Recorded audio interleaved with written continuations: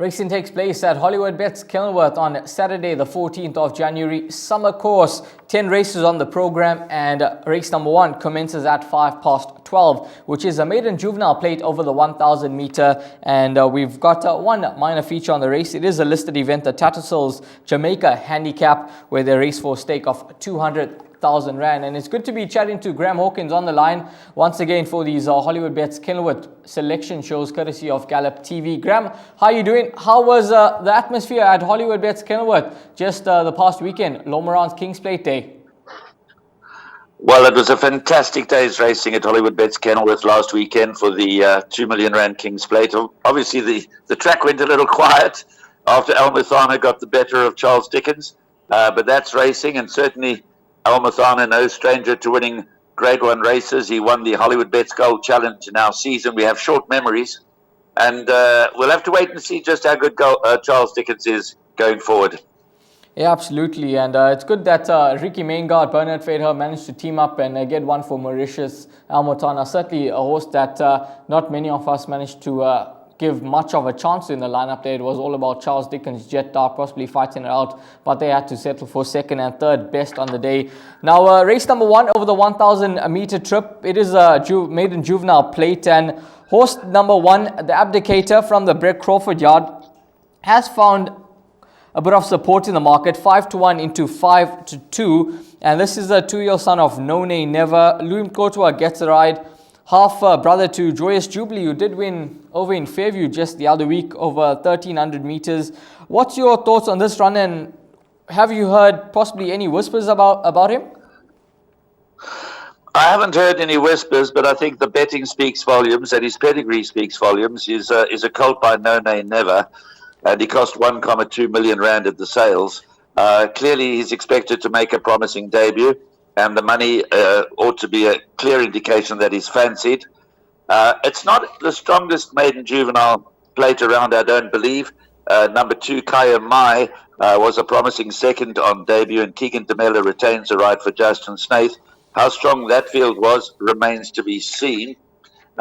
Icy Blast ran well on debut and then disappointed badly in his second start. Spring Palace, who's also from the Justin Snaith stable, Richard Faree rides. The comments are very positive. Shows plenty of speed back home and should go close. Those are pretty positive comments about number 9, Spring Palace. And number 11, Lindbergh, also has a pedigree. But I think that the money will be the best guide here. And if the money continues to come for number 1, the Abdicator, then he should be the one to beat. But the first race, being a 10-race card, doesn't form part of any of the exotics. Yeah, absolutely. I have to agree with you there. Just continue to follow the money here with number 1, the Abdicator. And of the race runners, I thought maybe number 2, Kayome, could just be the right one of the race runners in this lineup here.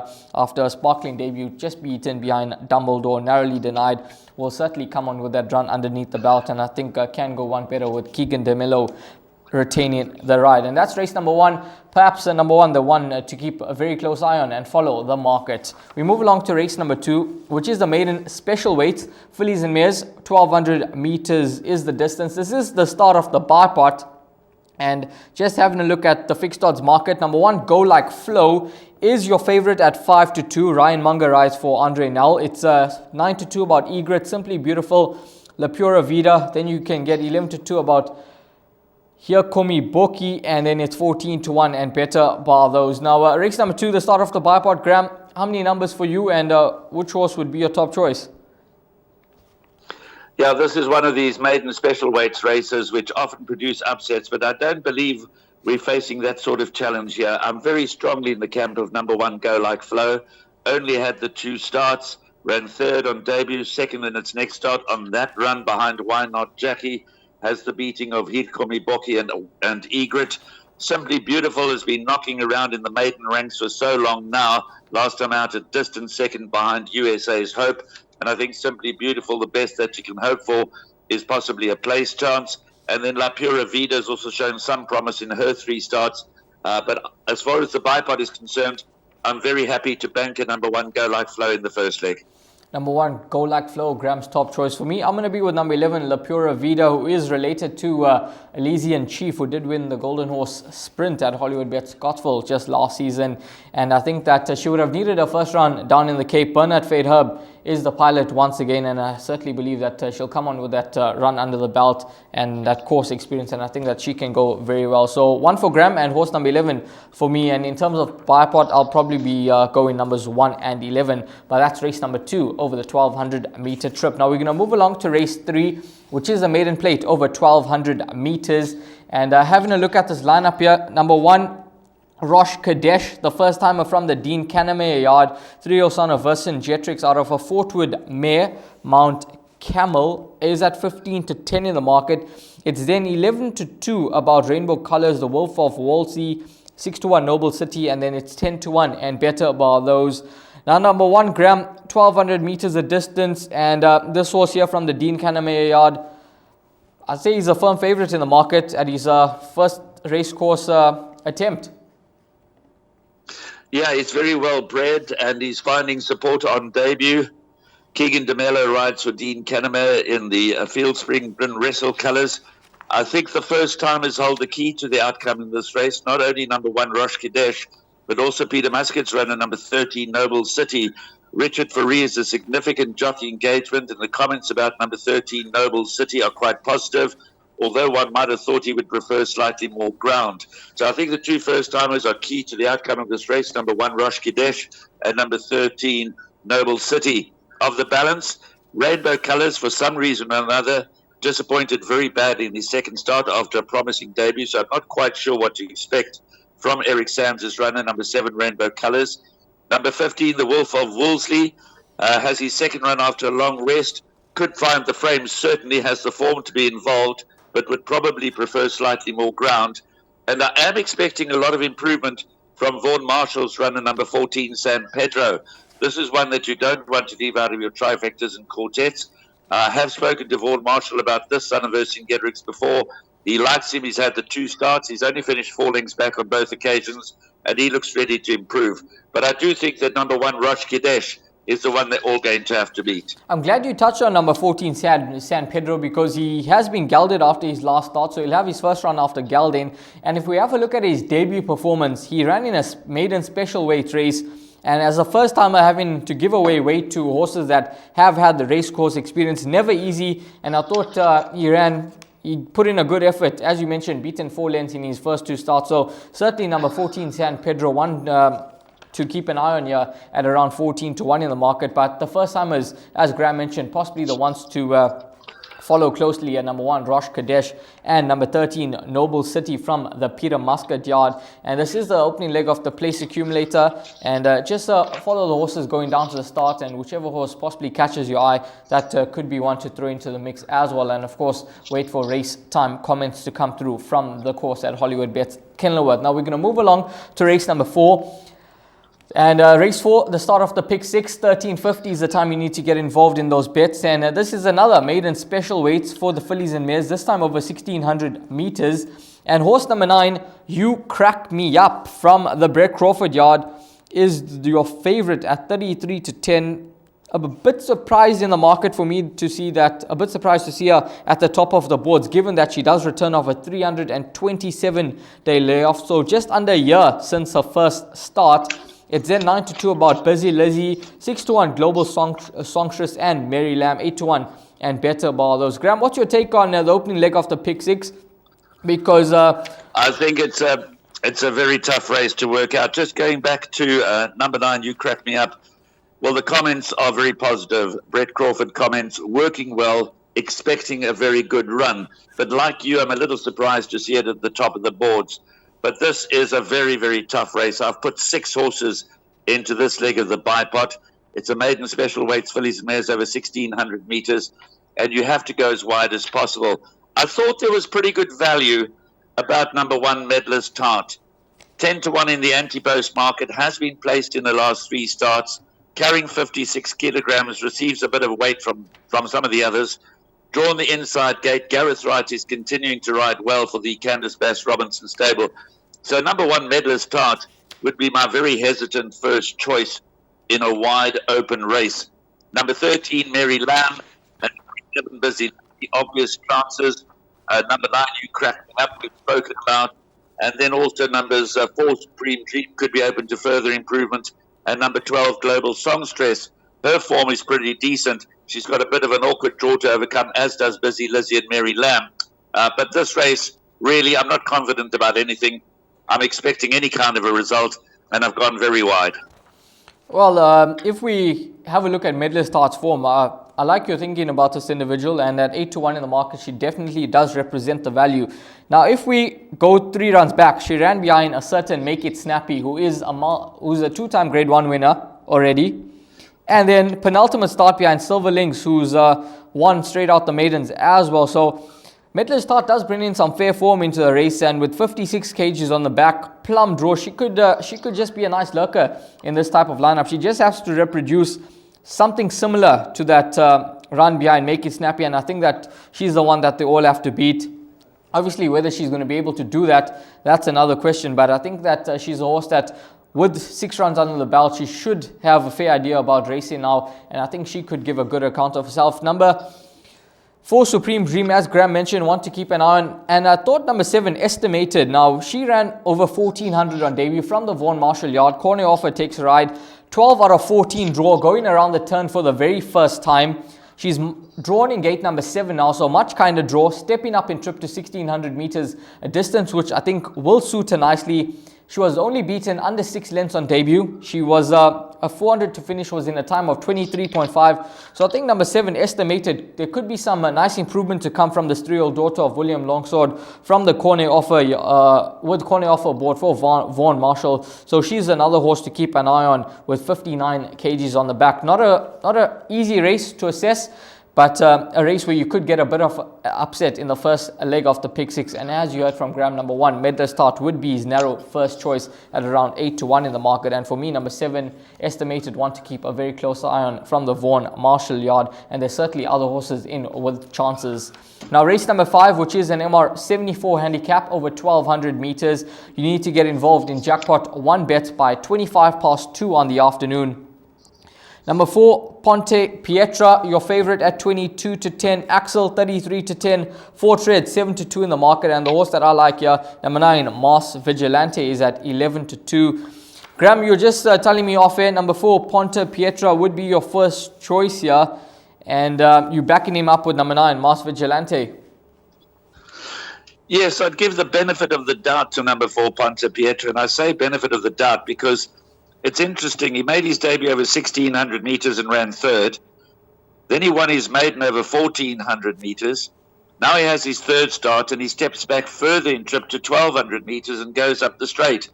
So it's really hard to know what to expect of number 4, Ponte Pietra, or how good the son of Vercingetorix might be. But I'm prepared to give him the benefit of the doubt. But I do think that number 9, Mars Vigilante, is a big runner and has to be taken seriously. Andre Nels, runner number 1, Axel, has form good enough to win a race of this sort at this sort of level, MR74. Those would be my top 3 choices, 4, 9, and 1. And then, of course, we were all on number 3, Fort Red, last time out, courtesy of your astute wisdom, and was backed in from 14-1 to 11-2 and ran away from Poltergeist to win a very good race. Whether Fort Red can ever win 2 in a row, that remains to be seen, but it is significant that Richard Fourie takes the ride, and he's got a very good record aboard Fort Red. Yes, absolutely, and let's see if Richard Fourie can continue to build on that record with number 3, Fort Red, who won a nice race last time out, penalized the 4 points, and we'll see whether he can go back to back. But number 9, Mars Vigilante, I think certainly the one to keep a very, very close eye on here. 11-2 in the market. He's a horse that I think this is his best course and distance. He's been disappointing personally in his last sort of 3 runs. I thought he'd get the job done, but he hasn't found his best form, and I think Louis Mkoto back aboard, he could just get the best out of this individual. He has ridden him 7 times for a 2nd and a 4th, so he's yet to crack the ice with this individual. But I think Mars Vigilante, on this mark of 72 now, after dropping in the ratings, he could be ready to strike once again. And we'll see how number 4, Ponte Pietra, does go, returning off rest and dropping in trip to 1,200 meters. That's race number 5, the start of Jackpot 1. Moving along to race number 6. 1,000 meters the distance, and this is a Cape Philharmonic Orchestra Progress Plate over 1,000 meters. Get your bets on by 3:05 on the afternoon. Fixed odds market sees number 9, Gladiatorian, at 2-1 in the market. Richard Fourie is set to ride here for Dennis Dreyer. Gladiatorian returning off a 4-month rest. Then we've got Bright Green at 7-2. Hammy's Hero. I know that the yard think a bit of this individual. He's at 9-2, 6-1 about Paroshka, 8-1 and better bar those. You read anything into the jockey bookings with regard to the Dennis Dreyer runners? Sean Veal riding Luna Cam, Richard Fourie on Gladiatorian? Yeah, well, of course, it's hard to know what goes on behind the scenes, but I'm happy to throw in my lot with number 9, Gladiatorian. It's a tough bipot. I'm a great bipot fan. I've banked Go Like Flow, and I'm happy to banker number 9, Gladiatorian in the penultimate leg. I think I'll get a good run for my money. There's no shortage of opposition, though. I do recognize that. But I think Gladiatorian is a smart individual. This is a progress plate. He's certainly well in at the weights. Bright Green, I'm not certain, over 1,000 meters, whether that will turn out to be his best trip. Hammy's Hero, Ragnar Lothbrock, Lunacam, and Paroshka, they all have chances, but I'm very strongly in the camp of number 9, Gladiatorian. Yeah, Gladiatorian at 2-1 in the market, your favourite here. And I think number 1, Hammy's Hero, is a horse that you can't completely ignore his last start. It was a disappointing run. He finished last of them, 24 lengths behind Tour Fay. He's back to the 1,000 meter trip. I think he'll get a decent toe into the race. The likes of Rock on Tommy, Luna Cam, plenty of speed here. Trivial Matter, Silver Salmon. So there's lots of speed that Hammy's Hero will have, and I think he's going to enjoy that, and he'll be doing his best work at the finish. 57.5 kgs on the back. He's obviously not as well weighted as his other 3-year-olds in the form of Bright Green and Gladiatorian, but I think he'll give a good account of himself. He's only had 5 starts for 2 wins, and he could be another horse to throw into the mix. But Graham firmly in the camp of number 9, Gladiatorian. Richard Fourie teaming up with Dennis Dreyer. Moving along to race number 7, which is the Fillies and Mares 74 handicap over 1,000 meters, and you need to get those jackpot 2 bets on by 15:40 on the afternoon. That's 20-4. Fixed odds betting market sees number 14, She's My Captain, at the top of the boards. She's at 4-1 from the Harold Crawford and Michelle Ricks yard after winning her last start, beating In the Ether in a classified race. Then it's Alande at 9-2 after she shed a maiden tag last time out, beating On Board. 11-2 about Fashion Mistress. 6-1 about number 2, Body Electric, who surprised quite a few on the day, winning at 33-1 in the market. And then you can get 10-1 and better about those. Graham, I thought quite a tricky race, and a race where you possibly want to go as wide as the budget does allow over this 1,000 meter trip. It is a tricky race. All Fillies Mares 74 handicaps are tricky races. But I'm going to take my chances and narrow it down to 3 runners. I think the winner will come from one of numbers 13, Fashion Mistress, 14, She's My Captain, and 15, Alende. Now, Alende took a long time to win her maiden, but that often doesn't deter them from winning first up in a handicap in their post-maiden run efforts. She's been very game, very consistent, and after trying more ground, sprinting might just be her forte. So I'm expecting a good post-maiden run from number 15, Alende. But my top choice would be number 13, Fashion Mistress, Peter Muscat and Sean Veal teaming up. And my second choice would be number 14, She's My Captain. But I'm expecting the winner to come from one of those 3. This horse, number 6, Jury Duty, I know she's obviously not well in at the weights with number 14, She's My Captain. But last time out, she was fancied in the market. She went off as the narrow favourite at 4-1. She was the second fastest to finish, and now that she's drawn in gate number 6 up the lane, do you not possibly think that she could bounce back to winning ways? She's obviously course and distance suited, and at 10-1 in the market. Yeah, she's pretty easy to back. She's got good course and distance form, but she's a 5-year-old mare now, and I do think she's limited. She obviously has a chance, in my view. I don't give her a winning chance. I wouldn't be surprised to see her fill up one of the back end of trifecta quartet positions. She'll run another honest race, but I'd be surprised if she was able to turn the tables on She's My Captain. One horse that I think could be a nice lurk in the lineup is number 5, Porketa Vas, at 16-1 in the market. Now, if we look at that penultimate start, she was beaten 5 lengths behind Trompy in 4th position. Last time out, she met the boys once again, and she was beaten under 5 lengths off them. And I think now back again, same-sex company. takes on slightly easier. I think that at 16 to 1, she could be a nice lurker in what looks to be a competitive fillies and mares 74 handicap over the 1,000 meter trip. Moving along to race number 8, which is an MR 106 handicap over 1,400 meters. 4:15 is the time you need to get involved in race number 8. And it's a nice field that assembled for this race. As you can see by the rating, 106 should tell you that there's some nice horses on show here. Silvano's Dasher, your favorite at 18 to 10. He's been ultra impressive, beating Quasi for sure last time out. He's already a 4-time winner from 7 start. Pole position draw will certainly assist his chances. Emelenze Yokududuma, who was denied last time out by the masterclass of Pierce Striker Stradum aboard Nexus, and that was in the Peninsula handicap.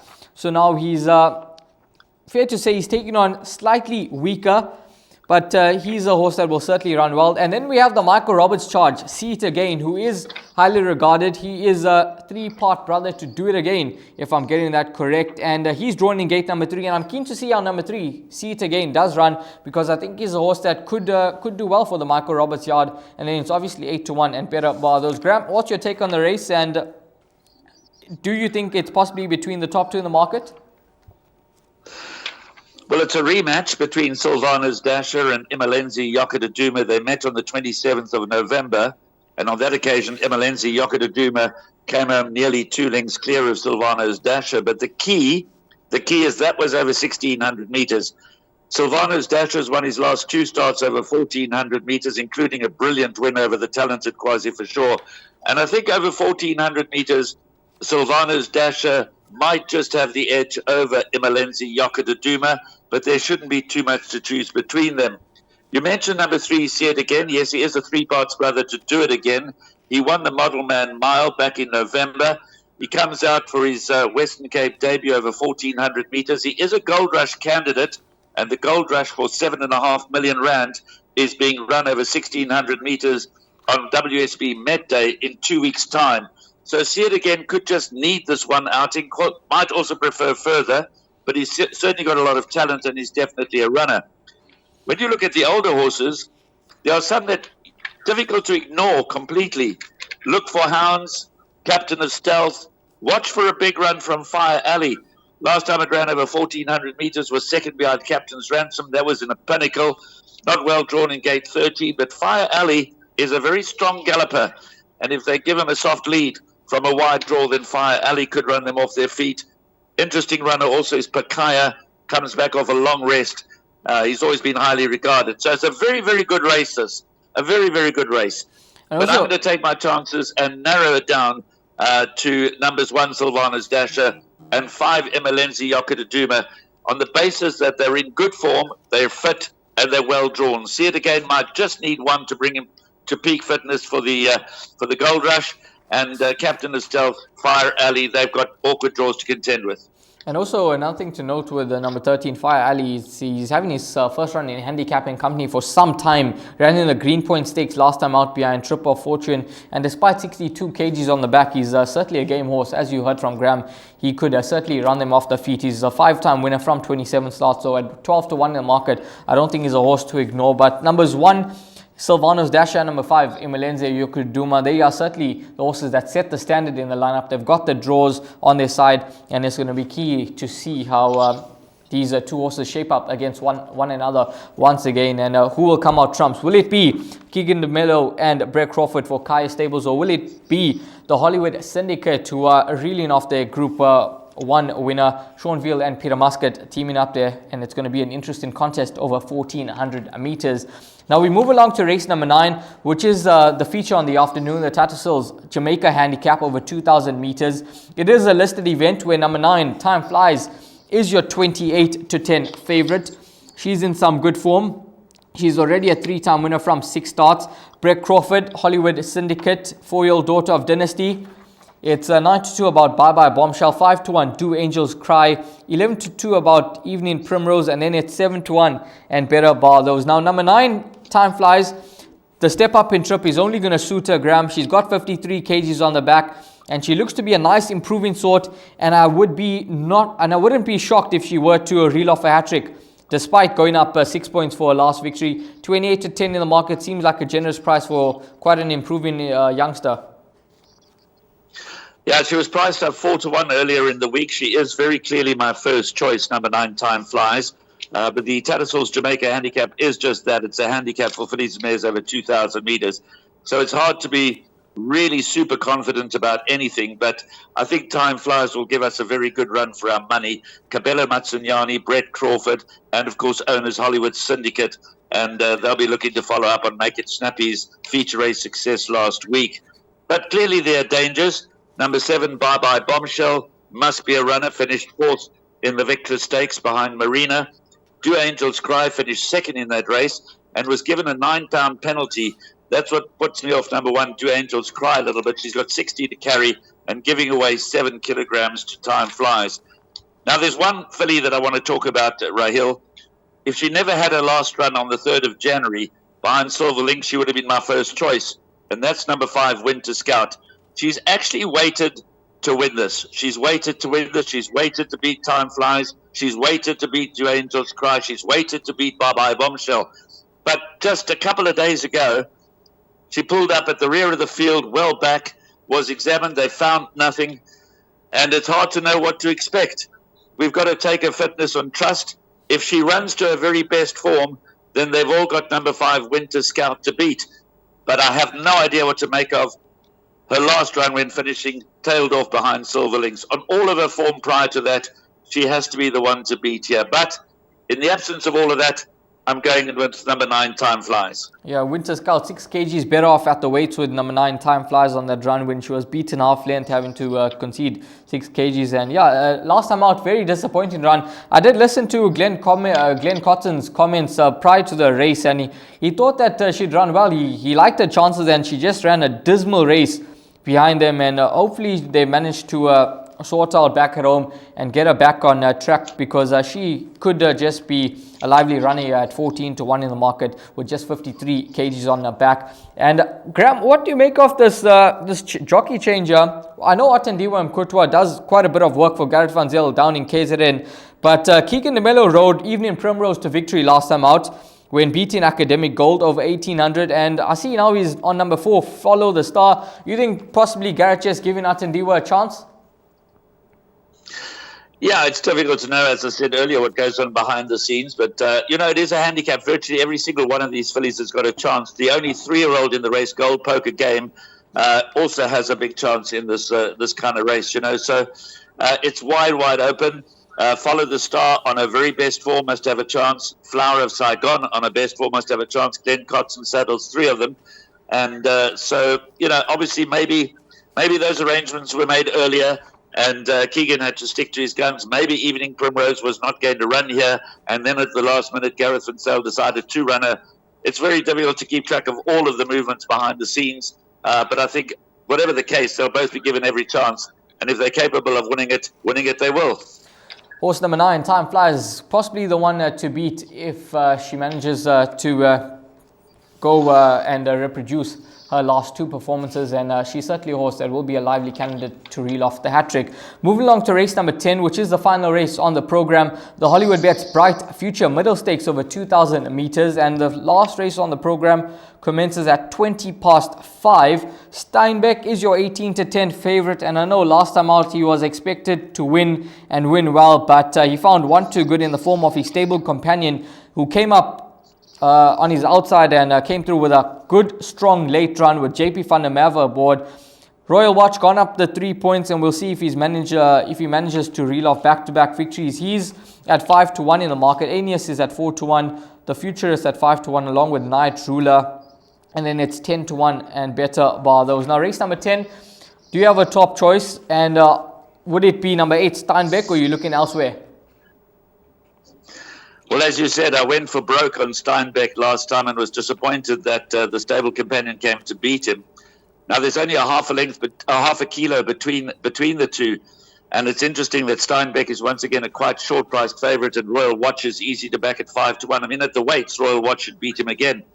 So in that race, it was Royal Watch was first, Steinbeck was second, Night Ruler was third, Aeneas was fourth, the Futurist was fifth, and there was only 2 lengths covering them all, and they all meet here again in this 8-horse field. So I'm going to give Steinbeck another chance, but I'm not as bullish. as I was last time. I thought last time it was his race for the taking. And again, he seemed to shirk the issue in the closing stages. He was beautifully placed. He was given a perfect ride. He had every chance and then just failed to fire inside the last 150 meters. So I'm losing patience with Steinbeck. He clearly has a favourite's chance. But all of numbers 4, Royal Watch, 7, Night Ruler, 1, Aeneas, and 2, The Futurist, who were involved in that last run, they've all got chances. Yeah, Steinbeck, I think what could be a positive is that he is having his third run after rest, so he'll be at peak fitness for this outing, and he tries the 2,000 meter trip for the very first time, and we'll see how he does go over the distance. And he is a horse that is related to Charles Dickens. He's half brother to Charles Dickens, and let's see how Steinbeck does go. Obviously, as Graham mentioned, all of those 5 horses meet on similar 6 horses rather meet on a similar weight turnarounds, and we'll see how that form line does work out. And our Steinbeck penultimate start, Imelenze Yokuduma was victorious there. We'll see how Imelenze Yokuduma and Silvano's Dasher do go in the previous race. But Steinbeck, your favorite at 18-10. Royal Watch, possibly the value in the race at 5-1, who could certainly beat Steinbeck once again. Now we're going to move along to Graham's suggested bet. And Graham, take us through your suggested bet for racing at Hollywoodbets Kenilworth on Saturday, and we are racing on the summer course. Okay, well, I've suggested a bipod which starts in race 2 in the first leg, the maiden special weights for fillies and mares over 1,200 metres. I'm bankering number 1, Go Like Flow. Then in the second leg, the betting seems to suggest that number 1, Rosh Kadesh, is going to be a tough nut to crack, but I'm going with 4 runners, number 1, Rosh Kadesh, number 7, Rainbow Colours, number 13, Noble City, and number 14, San Pedro. I'm expecting improvement from San Pedro in his first run as a gelding. Then the fourth race, the third leg of the bipod, this maiden special weights for fillies and mares over 1,600 metres, is something of a nightmare. I've included 6 runners, all of numbers 1, a medalist Tart, 4, Supreme Dream, 9, You Crack Me Up, 11, Busy Lizzie, 12, Global Songstress, and 13, Mary Lamb. Then numbers 1, 4, and 9, Axel, Ponte Pietra, and Masked Vigilante. I'm bankering number 9, Gladiatorian, in race 6, the second last leg. And then in the final leg, happy to go with numbers 13, Fashion Mistress, 14, She's My Captain, 15, Allende. A full unit will cost you 216 Rand. The bankers are a bit of a leap of faith, but it's all about structure, and I think the bipod could return a nice, handsome dividend. Yeah, absolutely, Graham. I have to agree with you on that. And you've gone a bit wide in those 2 legs there, legs 2 and 3, and you could get a bit of result in those legs, and you could be smiling after leg number 3 in that bipod. Thanks, Graham, for your insight into racing at Hollywoodbets Kenilworth on Saturday. All the best going forward, and have a fabulous weekend. Thank you, Rahil. Go well. Thanks to Graham Hawkins for his valuable input. Racing at Hollywoodbets Kenilworth on Saturday, the 14th of January. Hopefully we managed to guide you in the right direction, and hopefully you managed to find all the winners and make lots of cash.